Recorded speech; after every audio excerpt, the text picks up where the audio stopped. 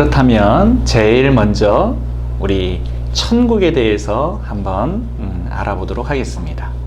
사람에게 있어서 가장 큰 두려움이라고 이야기를 한다면 사실상 뭐니 해도 바로 죽음이라고 이야기할 수 있겠죠. 죽음 자체의 고통과 그리고 그 막연한 두려움이 모든 인간들에게 다 있다라는 것입니다. 또한 죽으면 이 땅 가운데에서의 대부분의 사람들은 이 죽음이 끝이다라고 생각을 하기 때문에 우리가 살아가고 있는 현실 세계 안에서의 의미를 찾기가 굉장히 힘든 법이죠. 그러나 우리가 믿고 있는 성경에서는 무엇이라고 이야기를 하고 있죠? 바로 죽음은 끝이 아니고 하나님은 천국에서 바로 우리가 영원하게 그리고 행복하게 살아가기를 원하고 계신다라고 기록하고 있습니다. 사실 천국은 성경을 아는 사람이나 또 성경을 알지 못하는 사람 모두에게 좋은 장소 그리고 낙원이라는 것쯤은 모두가 다 통용적으로 알고 있는 바입니다. 그 천국을 하나님께서 값 없이 바로 우리들에게 선물로 주시겠다라는 것이죠. 현재 우리가 살아가고 있는 이 지구상에 햇빛이나 또 물이나 공기들, 이 모든 것이 사실상 우리가 값을 주고 살아가는 것이 아니라 값 없이 누리고 있는 것들입니다. 마찬가지로 그 천국도 하나님께서 우리에게 값 없이 선물로 주시겠다라는 것이죠. 얼마나 이 사실 자체가 놀라운 일입니까? 여느 종교처럼 돈이나 또 자신의 공로, 노력 또는 이 스펙이나 자격을 통해서 천국을 살 수 있다라고 생각하는 많은 사람이 있는데, 우리가 믿고 있는 바른 성경 그리고 정통 신학 안에서는 바로 이 천국을 하나님께서 그런 것과 무관하게 바로 선물로 주시기를 원하신다라는 것입니다. 따라서 말씀드렸던 여느 종교처럼 돈으로도 살 수 없고 명예로도 살 수 없고 권력이나 여타의 어떤 선한 행위를 통해서 획득할 수가 없는 것이 바로 천국이다라는 것이죠.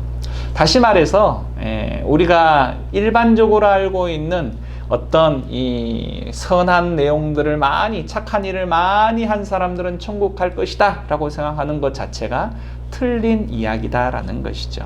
천국은 온전히 우리에게 주시는 하나님의 은혜의 선물이라는 것입니다. 그런데 이 선물을 사실은 우리들이 받을 수 없다는 데 문제가 있는 것입니다. 그 이유는 바로 두 번째 주제어에 해당하는 인간에 대해서 성경이 알려주는 것을 이해하게 되어질 때 좀 더 분명하게 알 수 있습니다. 자연스럽게 두 번째 인간에 대해서 한번 설명해 보도록 하겠습니다. 성경은 모든 사람이 죄를 범했기 때문에 하나님의 영광에 다다르지 못한다라고 말씀하고 있습니다. 다시 말해서 모든 사람들은 다 죄인이라는 것이죠. 사실 이 모든 사람들에게 있어서 단 한 사람도 제외함이 없이 모든 사람에게 바로 당신은 죄인이야 라고 몰아붙이기 시작하면 좋아할 사람들이 사실 아무도 없죠.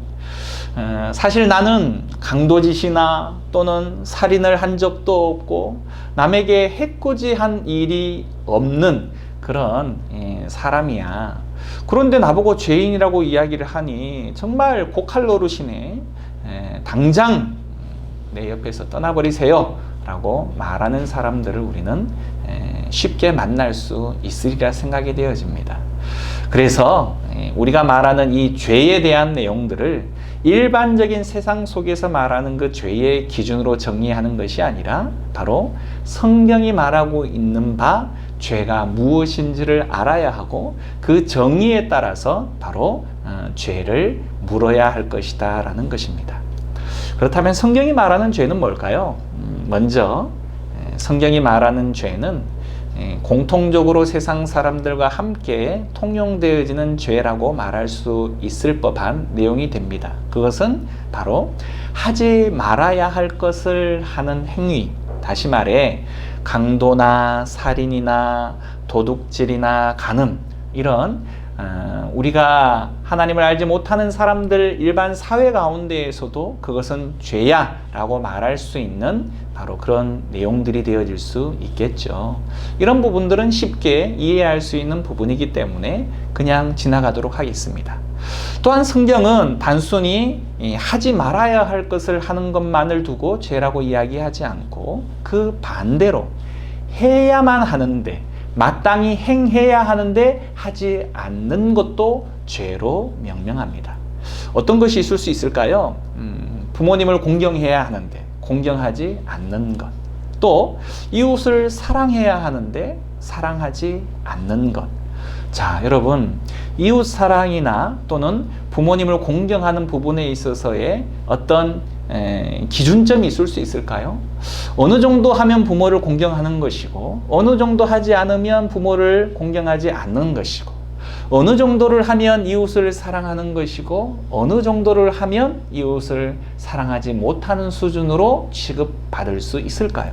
사실상 그 기준점은 모호합니다. 사람마다 다 다를 수 있고요, 문화마다 다 다를 수 있죠. 따라서 이 부분에 있어서는 사실상 하는 사람의 입장에서도 부모님에 대한 효를 다 한다고는 하지만 항상 죄책감이 있는 것이 특별히 우리 한국 사람인 줄 압니다.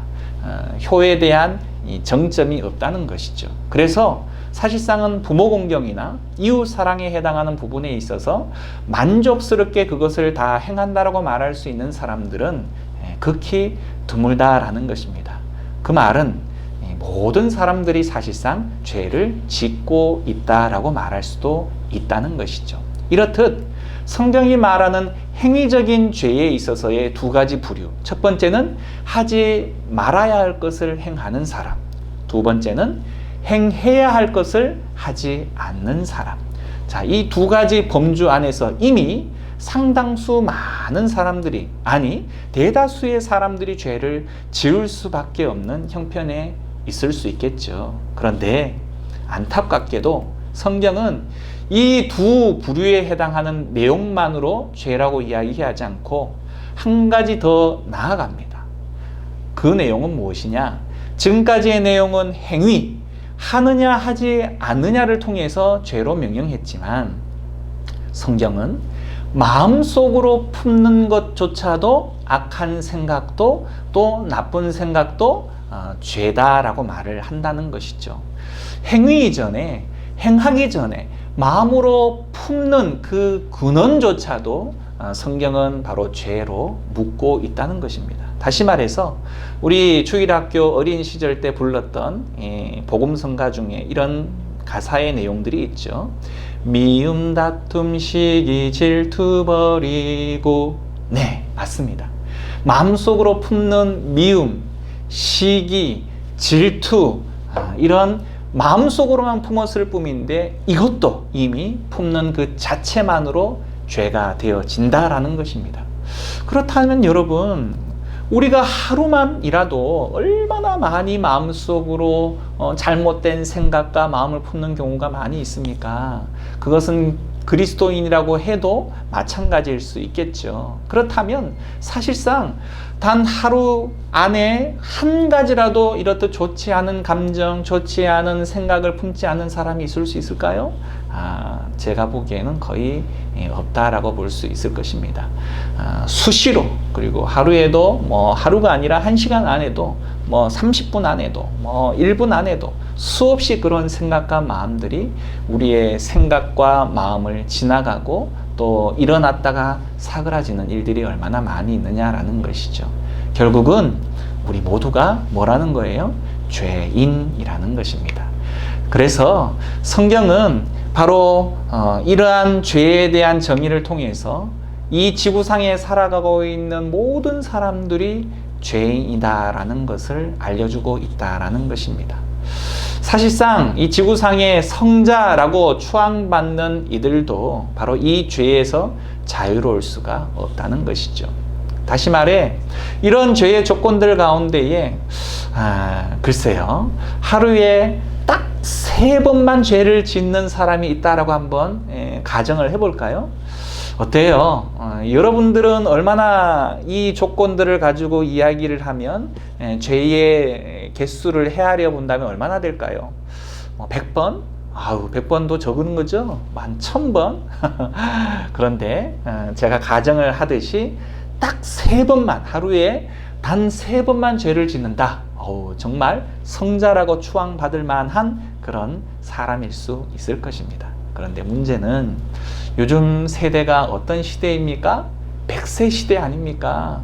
결국 1년이 365일인데 100세 시대를 살아가는 사람 많이 차감을 해서 90세까지만 살아간다 손 치더라도 하루에 3번 죄를 짓는 것에다가 바로 90평생을 살아가는 동안에 계속 곱하기 3을 하면 어마어마한 숫자의 죄를 지을 수밖에 없는 결론이 난다라는 것입니다.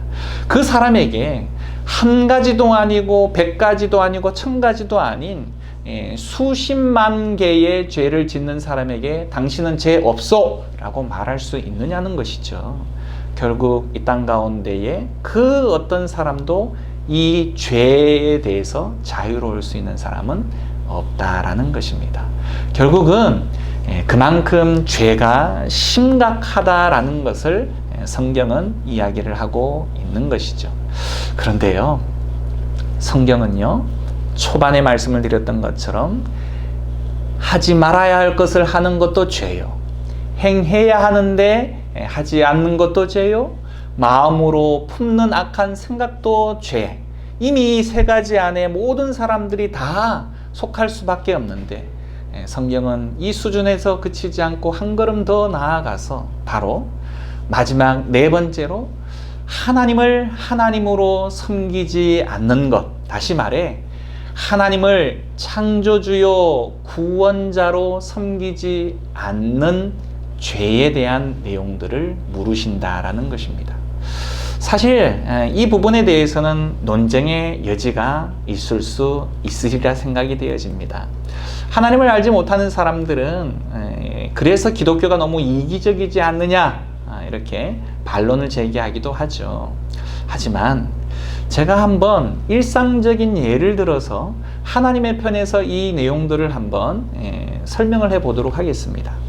만약 여러분의 정말 힘들어서 애써서 고통스럽게 자녀를 이 땅 가운데에 태어나게 했습니다. 그리고 태어난 자녀를 정말 애를 다 써서 내 먹고 싶은 거 먹지 않고 또 입고 싶은 거 입지 않고 그렇게 자녀만을 위해서 다 헌신해서 자녀를 양육하고 또 길렀는데 아이가 어느 날 머리가 점점 커지기 시작을 하더니만 집을 뛰쳐나가는 거예요. 그리고는 바로 여러분을 나몰라라 하고 나와는 거의 원수지간처럼 지내는 그 집으로 쫓아 들어가서는 그의 바로 아저씨와 아주머니에게 엄마, 아빠라고 부모처럼 대하고 그를 잘 섬기고 그리고 진짜 부모인 여러분에 대해서는 거의 모른 채 하고 그렇게 떠나버리고 만다면 여러분의 마음은 어떻겠습니까? 그렇습니다. 하나님께서 바로 죄라고 명명하실 때에 가장 큰 죄의 항목이 그래서 하나님을 하나님으로 인정하지 않고 섬기지 않는 것이라고 말씀하시는 이유가 바로 여기에 있다는 것입니다. 하나님께서는 우리 모두를 바로 사랑으로 창조하셨고 그리고 그것도 모자라서 우리가 죄를 짓고 하나님을 반역해서 하나님을 떠났을 때 하나님은 바로 자신의 하나밖에 없는 아들 독생자 예수 그리스도를 우리에게 내어주시면서까지 구원하신 구원자 하나님이십니다. 그래서 그 하나님을 우리가 정말 감격하며 감사하며 존경하고 찬송할 수 있어야 하는데 이 사실을 알지 못하고 그냥 진짜 부모는 내버려 두고 엉뚱한 곳에 가서 엉뚱한 대상을 향하여서 부모라고 인정하는 그 자녀에 대해서 어떻게 그냥 내버려 둘 수 있겠느냐라는 것입니다. 정리를 하면 성경이 말하는 죄의 기준은 먼저 하지 말아야 할 것을 하는 것, 그죠? 그리고 두 번째는 해야 할 것을 하지 않는 것, 그리고 세 번째는 행위와 함께 마음으로 품는 악한 생각, 그리고 마지막 네 번째는 하나님을 창조주요 구원주로 믿지 않는 것을 바로 성경은 죄다라고 명명하고 있습니다. 결국 이 모든 죄의 그늘에서 우리 모두는 결코 자유로울 수 없게 되어졌는데 문제는 이 죄의 문제를 우리 인간 스스로는 어떻게 해결할 수가 없다는 것입니다. 다시 말해 자칫 잘못해서 물에 빠졌는데 수영을 배우지를 못해서 결국 누군가가 외부에서 도움을 주지 않는다면 우리는 물에 빠져 죽을 수밖에 없는 그러한 신세가 인간의 근본적인 모습이다라는 것입니다. 자, 그렇다면 여기까지 내용을 잠시 되짚어 보자면 복음, 뭐죠? 기쁜 소식이라는 거죠. 무엇이 기쁜 소식이냐? 우리의 노력이나 애씀 그리고 어떠한 수준의 자격이 아니라 바로 선물로서 그 어마어마하고 아름답고 좋은 천국을 하나님께서 우리 인간들에게 주시고자 하신다라는 것이 기쁜 소식이라는 거죠. 그런데 문제는 두 번째 주제어 인간에 해당하는 내용인데 그 천국을 선물로 받을 우리 인간이 하나님의 절대적인 수준인 이 선의 기준에 미치지 못하는 죄인이라는 사실입니다. 죄의 문제를 결코 우리들 스스로 해결할 능력이 없다는 데 문제가 있다라고 말씀을 드렸습니다. 그렇다면 이런 죄인인 우리가 어떻게 하면 그 좋은 천국을 선물로 받을 수 있을까요? 다음 시간에 그 해답을 알려드리도록 하겠습니다.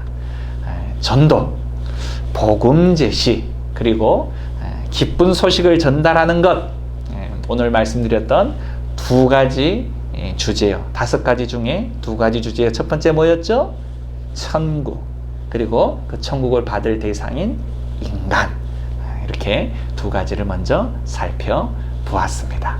그렇다면 이 문제를 풀어가는 방법에 있어서 내용 3번째 주제의 내용들을 다음 시간부터 알아보도록 하겠습니다.